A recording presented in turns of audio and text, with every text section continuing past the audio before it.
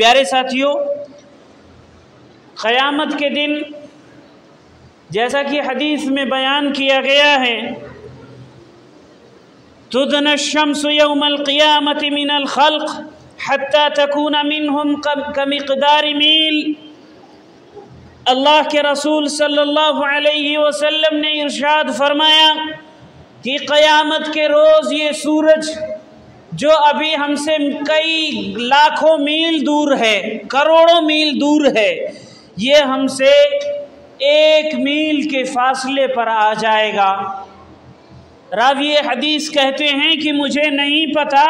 کہ یہاں میل سے مراد وہ دوری ناپنے والی میل ہے یا پھر میل سے مراد وہ سلائی ہے جس سے آنکھوں میں سرما لگایا جاتا ہے، یعنی وہ سلائی بھی مراد ہو سکتی ہے کہ بالکل ہمارے سر پہ ہی وہ سورج آ جائے گا، یا پھر ممکن ہے کہ وہ دوری ناپنے کے لیے جو کلومیٹر کے جیسے میل ہوتا ہے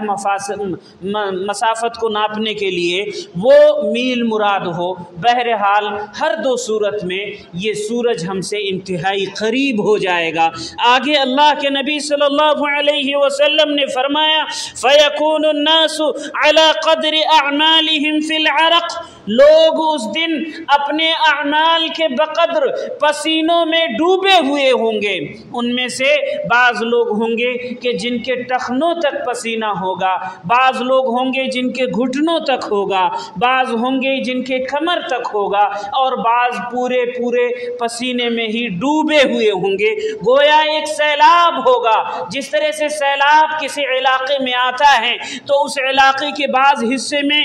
کمر تک پانی ہوتا ہے، بعض حصے میں سر تک پانی ہوتا ہے، بعض حصے میں پورے مکان ہی ڈوب جاتے ہیں، ایسے وہ پسینوں کا سیلاب ہوگا، اور اس سیلاب میں ہر شخص اپنے اعمال کے بقدر جو جتنا زیادہ برا ہوگا اسی اعتبار سے وہ ان پسینوں میں ڈوبا ہوا ہوگا۔ لیکن اسی دن اسی پریشان کن حالات میں اللہ رب العالمین کے کچھ خوش نصیب بندے ہوں گے، کچھ خوش قسمت بندے ہوں گے، کچھ نیک لوگ ہوں گے جن کی اپنی الگ اور خاص پہچان ہوگی، جو اللہ رب العالمین کا سایہ جنہیں نصیب ہو جائے گا، اللہ رب العالمین کا سایہ نصیب ہوگا۔ احادیث میں سایہ کا تذکرہ ہے، اللہ رب العالمین کے سائے کا ذکر ہے، وہ اللہ کا سایہ کس طرح سے ہوگا وہ اللہ کے علم میں ہے، وہ اللہ رب العالمین بہتر جانتا ہے۔ بعض ضعیف روایات جن میں کلام کیا گیا ہے جس میں اللہ کے عرش کا سایہ کا ذکر ہے اسے عرش کا سایہ مانتے ہیں، لیکن جتنی بھی صحیح احادیث بخاری و مسلم وغیرہ کی احادیث ہیں، دیگر احادیث جو صحیح ہیں، ان تمام میں اللہ کا سایہ ایسا ذکر ہے۔ اس لیے بہتر یہی ہے کہ اللہ کا ہی سایہ مانا جائے، اور وہ سایہ کیسا ہوگا وہ اللہ رب العالمین ہی بہتر جانتا ہے۔ وہ اللہ رب العالمین اپنی تمام تر صفات میں واحد ہے، اکیلا ہے، اور جس طرح سے اس کے پیارے ناموں میں رحمتیں اور برکتیں ہیں، اس کے ذکر میں رحمتیں اور برکتیں ہیں، اس کے کلام میں رحمتیں اور برکتیں ہیں، ایسے ہی اس اللہ کے سائے میں بھی رحمتیں اور برکتیں ہیں۔ اس کا سایہ جسے نصیب ہو جائے گا اسے سورج کچھ بھی تکلیف نہیں پہنچا پائے گا۔ پیارے ساتھیوں، اللہ کے نبی صلی اللہ علیہ وسلم نے ایک حدیث میں ایسے خوش نصیب لوگوں کا تذکرہ کیا ہے اور فرمایا 7 قسم کے لوگ ہوں گے کہ جنہیں قیامت کے دن وہ سایہ ملے گا، یوم لا ظل الا ظلہ، کہ اس دن اس اللہ کے سائے کے علاوہ کوئی بھی سایہ کہیں پر وجود میں بھی نہ ہوگا۔ اللہ کرے ہم سب کو، ہمارے والدین کو، ہمارے ماؤں اور بہنوں کو، ہمارے بچوں کو، سبھی کو قیامت کے دن رحمان کا سایہ نصیب ہو جائے۔ پیارے ساتھیوں، وہ 7 قسم کے لوگ کیا کیا ہیں؟ ان میں سے پہلا ہے الامام العادل، وہ انسان جو لوگوں کے اوپر سرپرست بنا دیا گیا ہو، لوگوں کے اوپر نگراں بنا دیا گیا ہو، حکمراں بنا دیا گیا ہو، چاہے چھوٹے لیول پہ، چھوٹے معیار میں، یا ایک بڑے پیمانے پر پورے ملک کے اعتبار سے وہ حکمراں ہو گیا ہو، کسی بھی اعتبار سے وہ کچھ لوگوں پر حکمراں ہو گیا ہو، حاکم ہو گیا ہو، اور وہ ان کے درمیان میں انصاف کرنے والا ہو، ظلم و ستم کرنے والا نہ ہو، ان کے ساتھ مکاریاں کرنے والا نہ ہو، جھوٹ بولنے والا نہ ہو، کمزوروں کو ستانے والا نہ ہو، اور ظالموں اور طاقتوروں کا ساتھ دینے والا نہ ہو، بلکہ وہ حق اور سچی بات کا ساتھ دینے والا ہو۔ پیارے ساتھیوں، ایسا شخص قیامت کے دن رحمان کے عرش کے رحمان کے سائے تلے ہوگا۔ صحیح بخاری و مسلم کی روایت میں ہے، اللہ کے نبی صلی اللہ علیہ وسلم نے فرمایا کہ جو شخص کو بھی اللہ رب العالمین نے کچھ لوگوں کی رعیت اس کے ماتحت میں دے دی ہے اور وہ موت پاتا ہے اس حال میں کہ اپنی رعایا اپنی ماتحتوں کے ساتھ میں دھوکہ کرنے والا ہے، فرمایا الا حرم اللہ علیہ الجنہ، اللہ رب العالمین اس کے اوپر جنت کو حرام کر دیتا ہے۔ پیارے ساتھیوں، دوسری قسم ہے شاب نشأ فی عبادت اللہ، وہ نوجوان جو اللہ رب العالمین کی عبادت میں اپنی جوانی کو گزار دے۔ یاد رہے یہ فضیلتیں صرف مردوں کے لیے نہیں ہیں، احادیث میں اور آیات میں عام طور پر مذکر کا صیغہ استعمال کیا جاتا ہے، لیکن ان تمام باتوں میں، ان تمام احکامات میں مردوں کے ساتھ ساتھ عورتیں بھی برابر کی شریک ہوتی ہیں، الا یہ کہ عورتوں کے لیے کوئی الگ سے حکم بیان کیا جاتا ہو۔ تو یہاں بتلایا گیا کہ وہ نوجوان، یعنی وہ چاہے مرد ہو یا عورت ہو، کوئی بھی ہو، وہ نوجوان جس کی جوانی اللہ رب العالمین کی عبادت میں گزری ہو، وہ بھی اس اللہ رب العالمین کا سایہ اسے نصیب ہوگا۔ اللہ تعالیٰ کو یہ جوانی کی عبادت بہت پسند ہے۔ جوانی زندگی میں سے جوانی کے ایام، جوانی کے لمحے وہ لمحہ ہے کہ جس میں بندہ بہت ساری گمراہیوں میں پڑ سکتا ہے، لہو لعب میں، کھیل کود میں، اور اپنے آپ کو شیطان کے بہکاوے میں ڈال دیتا ہے، شیطان کے پھندوں میں پڑ جاتا ہے، دنیا کی ناز و نعم کو حاصل کرنے میں اور اسی میں مگن ہو جاتا ہے، اسی میں پڑ جاتا ہے۔ پیارے ساتھیوں، یہ جوانی کی عبادت بڑی اہم اور عظیم ترین فضیلتوں والی عبادت ہے۔ اللہ کے نبی صلی اللہ علیہ وسلم نے فرمایا اغتنم خمسا قبل خمس، تم 5 چیزوں کو، 5 نعمتوں کو وہ ان کے چھن جانے سے پہلے غنیمت سمجھو۔ ان 5 میں سے ایک ہے شبابک قبل حرمک، اپنی جوانی کو بڑھاپے سے پہلے بہتر سمجھو۔ جوانی میں ایک انسان بہت سارے ایسے نیک کام کر سکتا ہے جو بڑھاپا آ جانے کے بعد انہیں نہیں کر سکتا ہے۔ جوانی میں ایک انسان جس طاقت اور ہمت کے ساتھ عبادات میں مشغول ہو سکتا ہے، اس کو وہ طاقتیں بڑھاپے کی حالت میں نہیں میسر ہو پاتی ہیں، اس کے کمزوریاں اس کو گھیر لیتی ہیں، اس لیے وہ عبادت میں اتنے اچھے طرح سے نہیں پڑھ سکتا ہے جتنا وہ جوانی کے ایام میں عبادت میں اپنے آپ کو ڈال سکتا ہے۔ اس لیے ایسے شخص کی عبادت کی بڑی فضیلت ہے کہ جو جوانی کے عالم میں اپنے آپ کو عبادت میں لگائے رکھے۔ پیارے ساتھیوں، تیسری قسم ہے رجل قلبه معلق فی المساجد۔ تیسرا قسم وہ ہے، وہ آدمی ہے، اس قسم کے لوگ ہیں کہ جن کے دل مسجدوں سے اٹکے ہوئے ہوں۔ یاد رہے اس میں بھی صرف مرد شامل نہیں ہیں۔ یہاں مسجدوں سے دل لگا ہونے کا مطلب یہ نہیں ہے کہ اس کا دل مسجد میں لگا ہوا ہے لیکن وہ نماز نہیں پڑھتا ہے۔ ایک آدمی مسجد کی تعمیر کرنے میں اتنا مصروف ہے کہ ہمیشہ وہ مسجد کی تعمیر کے بارے میں ہی وہ خیالات میں گم رہتا ہے، اسی میں غور و فکر میں رہتا ہے، اس کا دل مسجد سے لگا ہوا ہے لیکن وہ نماز نہیں پڑھتا ہے۔ یہاں یہ مقصد نہیں ہے، یہاں دل مسجد سے لگا ہونے کا مطلب ہے کہ وہ نمازوں کو ان کی اوقات میں پابندی کے ساتھ جماعت کے ساتھ پڑھتا ہو۔ اسی طرح سے باپردہ اسلامی خواتین یہ بھی ان نمازوں کو ان کے اوقات میں اپنے گھروں میں وقت پر ادا کرتی ہوں۔ یقیناً وہ خواتین بھی اس فضیلت میں شامل ہیں کہ جن کا دل ان نمازوں سے جڑا ہوا ہے، مسجدوں سے جڑا ہوا ہے، یعنی نمازوں سے جڑا ہوا ہے۔ اور ایک شخص جس کو ایک نماز پڑھنے کے بعد دوسری نماز کے لیے خیال رہتا ہو کہ ہمیں ابھی اتنے وقت بعد دوسری نماز پڑھنی ہے، وہ اسی اعتبار سے اپنے کاروبار کو سیٹ کرتا ہو، اسی اعتبار سے وہ اپنے دنیاوی کام کاج کو ترتیب دیتا ہو اور دنیاوی کام کاج کو چھوڑ کر وہ وقت آنے پر نماز کے لیے مسجد میں آ جاتا ہو، یقیناً ایسا شخص انشاءاللہ ان خوش نصیب لوگوں میں شامل ہوگا۔ پیارے ساتھیو، اللہ کے نبی صلی اللہ علیہ وسلم نے ارشاد فرمایا کہ جو شخص بھی دن کے کسی بھی حصے میں مسجد کی طرف آتا ہے،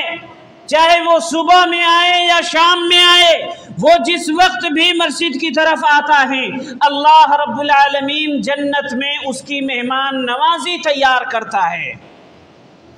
اسی طرح سے خواتین بھی اس فضیلت میں شامل ہیں کہ جب وقت نماز کا ہو جائے، اذان ہو جائے، تو وہ اس کے بعد اپنے گھریلو کام کاج کو چھوڑ کر وہ نماز کو اس کے وقت میں پڑھ لیں۔ یقیناً ان کے لیے بھی اللہ رب العالمین جنت میں مہمان نوازی تیار کرتا ہے۔ پیارے ساتھیوں، یہ تین قسم کے لوگ ہوئے۔ چوتھی قسم کے لوگ ہیں وہ لوگ جو آپس میں ایک دوسرے سے اللہ کے لیے محبت کرتے ہوں اور اللہ کے نام پر بھی اکٹھا ہوئے ہوں اور اسی کے نام پر ہی جدا بھی ہوئے ہوں۔ اس میں تھوڑی وضاحت کی ضرورت ہے۔ اللہ کے لیے محبت کا مطلب کیا ہے؟ آپ ایک انسان سے محبت کرتے ہیں کیونکہ اس نے آپ کے ساتھ احسان کیا ہے۔ آپ ایک ڈاکٹر سے محبت کرتے ہیں اس لیے کہ اس نے ایسا علاج کیا کہ اللہ نے اس کے علاج کے ذریعے سے آپ کے بچے کی جان بچائی ہے۔ آپ ایک شخص سے محبت کرتے ہیں کیونکہ وہ آپ کو پریشانی کی حالت میں آپ کو مالی تعاون دے دیتا ہے۔ یہ سب دنیاوی اغراض اور مقاصد کے لیے محبت ہے۔ اللہ کے لیے محبت کیا ہے کہ ایک شخص نیک ہے، دیندار ہے، پرہیزگار اور نمازی ہے، اللہ کے نیک کاموں میں حصہ لیتا ہے، اللہ کے نیک کاموں کی طرف لوگوں کو دعوتیں دیتا ہے۔ آپ اس شخص سے محبت رکھتے ہیں اس لیے کہ وہ اللہ کے اور اس کے رسول کے حکموں پر عمل کرتا ہے، تو یہ اللہ کے لیے محبت ہے۔ اب اللہ کے لیے اس سے ملنا اور اللہ کے نام پر الگ ہونے کا مطلب کہ آپ اس سے کبھی ملیں تو حشاش و بشاش سلام و کلام کے ساتھ ملیں، مسکراتے ہوئے ملیں، اس سے ملاقات کے وقت میں دونوں کے درمیان میں کوئی غیبت نہ ہوئی ہو، کسی کے خلاف کوئی سازشیں نہ ہوئی ہوں، کسی کے خلاف کوئی پروپیگنڈا نہ کیا گیا ہو، کوئی ایسی بات درمیان میں، کوئی ایسا کام درمیان میں نہ آیا ہو جو اللہ اور اس کے رسول کو ناراض کرنے کا سبب بنتا ہو، اور جب وہ جدا ہونے لگے تب بھی وہ سلام کے ساتھ جدا ہو، جدائی کے وقت بھی کوئی بھی غلط کام ساتھ میں دونوں نے انجام نہ دیا ہو، کوئی غیبت چغل خوری پروپیگنڈا سازشیں اور حرام کاری نہ ہوئی ہو۔ ایسے دو لوگ اللہ کے نبی صلی اللہ علیہ وسلم نے فرمایا کہ یہ بھی انہی خوش نصیب لوگوں میں سے ہوں گے کہ جنہیں قیامت کے دن اس رب العالمین کا سایہ نصیب ہو جائے گا۔ پیارے ساتھیوں، ہم اور آپ کسی سے بھی ملے تو اس سے ملاقات کے وقت میں سلام کریں، اس سے ملاقات کرنے کے بعد کوئی غیبت نہ کریں، کوئی غیر مناسب بات اپنی زبان سے نہ نکالیں، اور جب اس سے جدا ہوں تو سلام کے ساتھ جدا ہوں، اچھی اور بھلی بات کے ساتھ جدا ہوں، تاکہ ہم بھی ان خوش نصیب لوگوں میں شامل ہو جائیں، جیسا کہ اللہ کے نبی صلی اللہ علیہ وسلم نے اس حدیث میں خوشخبری دی ہے۔ پیارے ساتھیوں، اللہ رب العالمین نے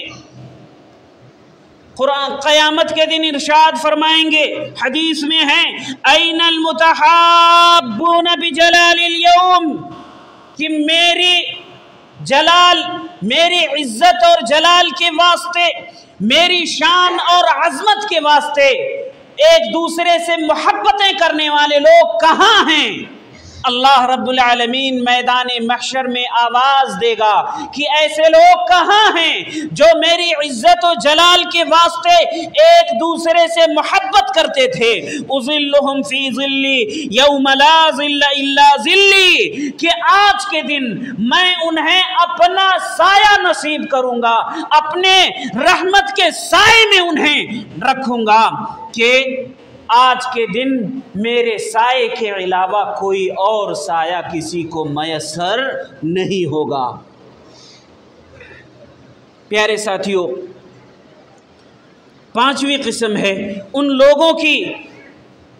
اللہ کے نبی صلی اللہ علیہ وسلم نے فرمایا، رجل دعته امرأة ذات منصب وجمال فقال انی اخاف اللہ۔ یاد رہے، اس میں بھی آدمی کا تذکرہ ہے، لیکن اس فضیلت میں بھی عورتیں بھی شامل ہیں۔ آپ نے فرمایا کہ وہ آدمی کہ جس کو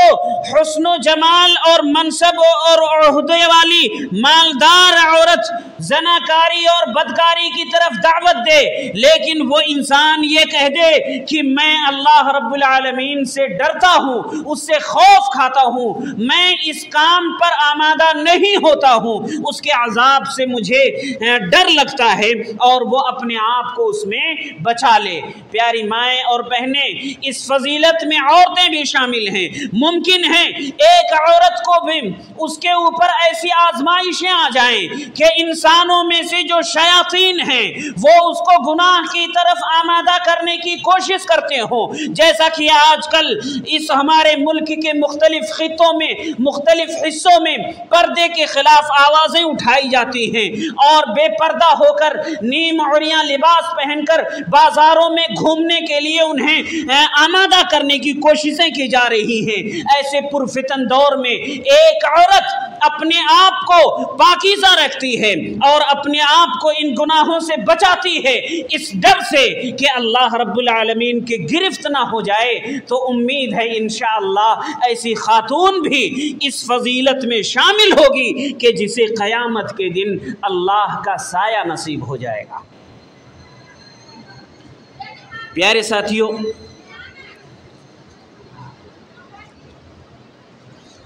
پانچ قسم کے لوگ ہوئے، چھٹی قسم ہے، اور یہ ایک ایسا عمل ہے کہ جسے ہم اور آپ ہر شخص کسی نہ کسی اعتبار سے اس کو انجام دے سکتا ہے۔ بڑا آسان عمل ہے، اگر ہمارے اندر کرنے کا جذبہ ہو، کاش کہ ہم اسے کر سکیں۔ اللہ کے نبی صلی اللہ علیہ وسلم نے ارشاد فرمایا، رجل تصدق بصدقۃ فاخفاها حتى لا تعلم شماله ما تنفق يمينه۔ چھٹی قسم ان لوگوں کی ہے کہ جن لوگوں نے اللہ کے لیے صدقہ کیا اور اس صدقے کو اتنا چھپایا کہ اس کے بائیں ہاتھ کو بھی خبر نہیں ہے کہ داہنے ہاتھ نے کیا خرچ کیا ہے۔ تاریک رات میں یا دن کے اجالے میں ہی صحیح، اتنی پوشیدگی کے ساتھ میں، اتنی رازداری میں اس نے وہ نیک کام کیا ہے کہ اس نیک کام کے کرنے میں اس کے علاوہ کسی کو خبر ہی نہیں ہے۔ اگر کوئی جانتا ہے تو وہ رب تعالی ہے جس کے لیے اس نے یہ صدقہ دیا ہے، تو ایسا شخص یقیناً ان خوش نصیب لوگوں میں شامل ہو جائے گا۔ پیارے ساتھیوں، اس حدیث میں کم اور زیادہ کی مقدار کی بات نہیں کی گئی ہے کہ ایک شخص ڈھیر سارے سونے اور زیورات صدقہ کرے تب وہ اس فضیلت کو پائے گا، یا ڈھیر سارے لاکھوں کروڑوں روپے خرچہ کرے تب وہ اس فضیلت کو پائے گا۔ اس میں مقدار کی تعین نہیں کی گئی ہے، وہ کم ہو یا زیادہ ہو، اللہ رب العالمین کے لیے نہ اللہ کے نام پر جو صدقہ کیا گیا ہو، رازداری میں کیا گیا ہو، وہ کم ہو یا زیادہ ہو، وہ اس فضیلت میں شامل ہوگا۔ اللہ کے نبی صلی اللہ علیہ وسلم نے ارشاد فرمایا، صدقۃ السر تطفئ غضب الرب، خاموشی کے ساتھ کیا جانے والا صدقہ یہ رب تعالی کے غصے کو ٹھنڈا کر دیتا ہے۔ پیارے ساتھیوں، پیاری مائیں اور بہنیں، ہمیں اور آپ کو چاہیے کہ ہم جو ہماری حلال کمائی ہے، اپنی حلال کمائی میں سے تھوڑا یا زیادہ جتنا بھی ہم سے میسر ہو سکے، ہم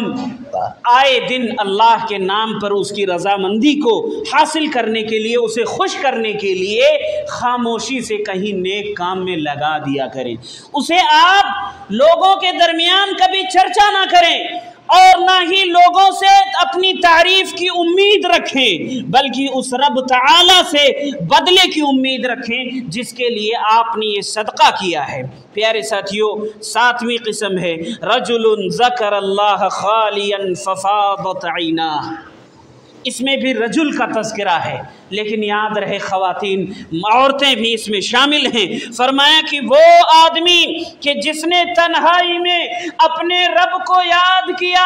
اور اس کی یاد کرنے میں اس رب کی محبت کی وجہ سے یا اس کے عذاب سے ڈر اور خوف کی وجہ سے یا اس کی رحمتوں کی امید میں، اس کے جنتوں اور نعمتوں کی امید میں اس کے آنکھوں سے آنسو جاری ہو جائے، ایسا شخص بھی ان خوش نصیب لوگوں میں ہے۔ پیارے ساتھیوں، رات کو جب ہم اٹھیں، تنہائی ہے، تاریک رات ہے، اپنے بستر پر ہی ہم لیٹے رہیں، وہی تنہائی میں ہی ہم اپنے رب سے دعائیں کر لیا کریں۔ ایسے وقت میں کہ جب ہمیں دیکھنے والا صرف وہی اللہ رب العالمین ہی ہوتا ہے، اس کے علاوہ خود ہمارے گھر کے افراد بھی ہمیں دیکھ نہیں رہے ہوتے ہیں، ایسے وقت میں ہم اس رب سے دعا کر لیا کریں تاکہ ہماری آنکھوں سے ہماری آنکھیں ڈبڈبا جائیں، ہماری آنکھوں سے یہ رحمت کے آنسو نکل پڑیں، تاکہ ہمارا رب ہماری ان آنکھوں کو، ہماری اس چہرے کو، ہمارے اس پورے جسم کو آگ سے محفوظ کر دے اور قیامت کے دن میدان محشر میں اپنے سائے میں ہمیں جگہ نصیب فرما دے۔ پیارے ساتھیوں، یہ 7 قسم کے لوگ تھے جن کا میں نے تذکرہ کیا ہے۔ اللہ رب العالمین سے دعا ہے، رحم الراحمین تو ہم تمام لوگوں کو ان بھلائیوں کی، ان اچھائیوں کی توفیق عطا فرما۔ ہمارے والدین کو، ہماری اولادوں کو، ہمارے بھائیوں بہنوں کو، ماؤں بہنوں کو، سبھی کو اے اللہ تو ان بھلائیوں کی توفیق عطا فرما۔ اے اللہ، ہم میں سے جو بھی وفات پا چکے ہیں ان تمام کی قبروں میں جنت کی نعمتیں پہنچا دے۔ جو بھی ہمارے بھائی بہن، اولاد، والدین جو بھی وفات پا گئے، اے اللہ انہیں تو جنت کی نعمتیں اور رحمتیں پہنچا دے۔ اے اللہ ان سب کو بخش دے، معاف فرما دے۔ جو بیمار ہوں انہیں شفا عطا فرما دے، جو پریشان حال ہوں ان کی پریشانی کو دور فرما دے۔